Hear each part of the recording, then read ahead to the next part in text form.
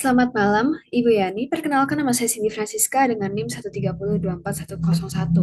Pada kesempatan kali ini, saya akan menjelaskan dan memaparkan materi terkait pemanfaatan energi surya menggunakan sel sekunder pada miniatur mobil sebagai sumber energi alternatif, yang merupakan judul dari karya tulis kelompok saya.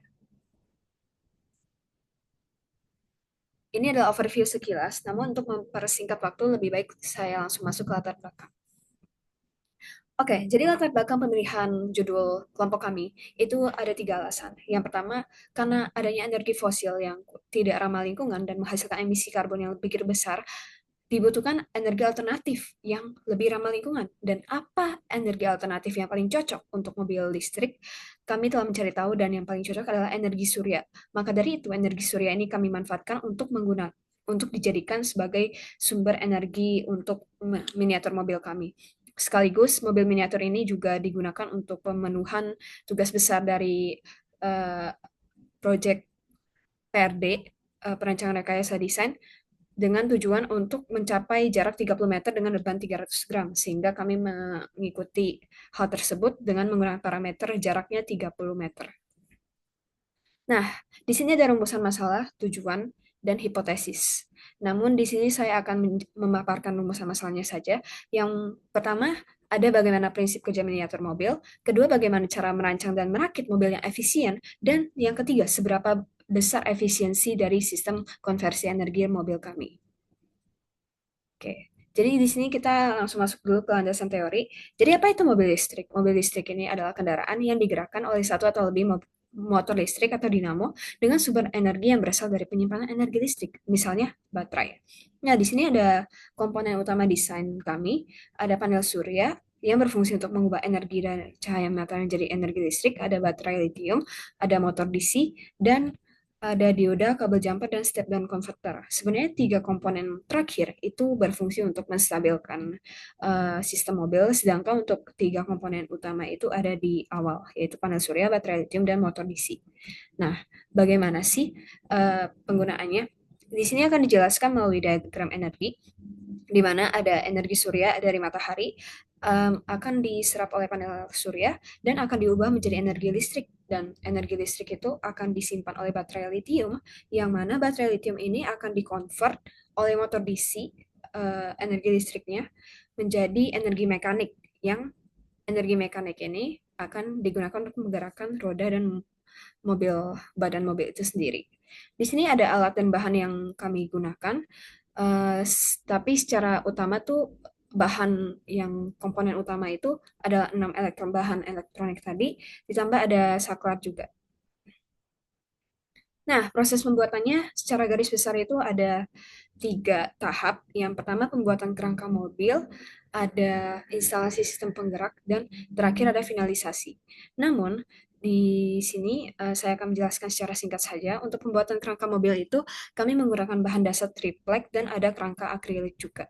Nah, selanjutnya, ketika triplek itu sudah dipotong sesuai dengan kerangka akrilik, di sini kami langsung memasang sistem penggeraknya seperti panel surya, dioda, motor DC, dan komponen elektronik yang sebelumnya saya sebutkan.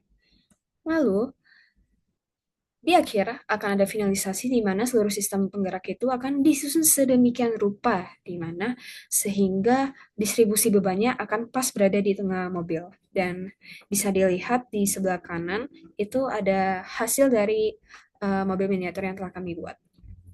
Di sini juga ada saklar. Jadi saklar ini digunakan untuk on-off dari mobil listrik ini sendiri. Tentunya dalam perancangan miniatur mobil kendaraan kami juga membuat sketsa, dan ini adalah sketsanya. Lalu di sini kami melakukan uji coba dengan melakukan 4 percobaan. Dan di sini sebetulnya jarak tempuhnya harusnya 30 meter, namun ada tempat di mana nggak nyampe 30 meter, hanya 27,5. Jadi kami juga input datanya. Dan di sini kami menghitung kecepatan rata-ratanya. Lalu, sekarang kita masuk ke perhitungan. Sebetulnya ini perhitungan terlihat rumit, namun sebetulnya tidak. Di sini saya ingin Ibu fokus ke dalam rantai konversi energi ini, di mana kita hanya fokus dari baterai lithium sampai roda. Kenapa? Karena sebetulnya di sini kami menganggap mobil ini sudah ideal, di mana baterai litiumnya sudah penuh. Jadi baterai dari sumber energinya, baterai yang disimpan, baterai tersebut bisa menggerakkan mobilnya seberapa jauh seperti itu.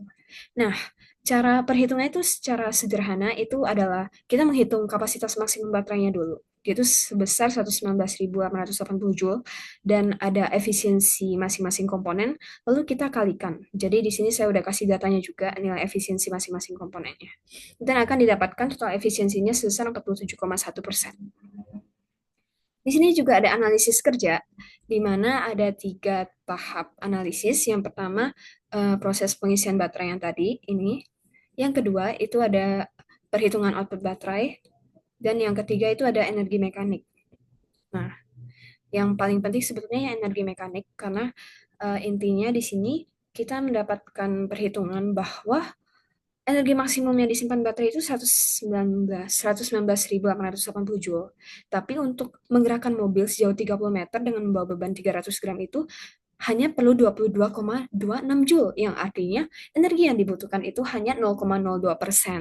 Angka yang sangat kecil, bukan?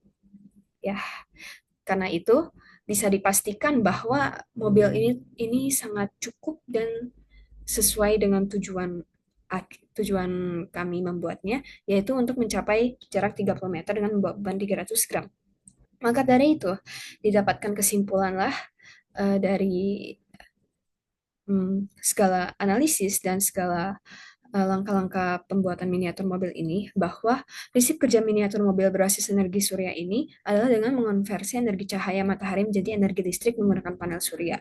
Kemudian disimpan dalam baterai litium dan dialirkan ke motor DC, seperti yang saya jelaskan di diagram energi. Nah, selanjutnya, untuk rancangan dan perakitan miniatur mobil ini cukup sesuai, yaitu dengan menggunakan komponen satu buah panel surya sebesar 9 volt, dua buah baterai litium, dan dinamo 6 volt. Dan ada juga desain minimalis yang menggunakan kerangka akrilik tadi. Selanjutnya, untuk efisiensi sistem konversi energi, dapatkanlah angka bahwa efisiensi mobil ini adalah sekitar 47,1%. Yang sebetulnya ini adalah angka yang cukup baik jika dibandingkan dengan mobil konvensional. Seperti itu.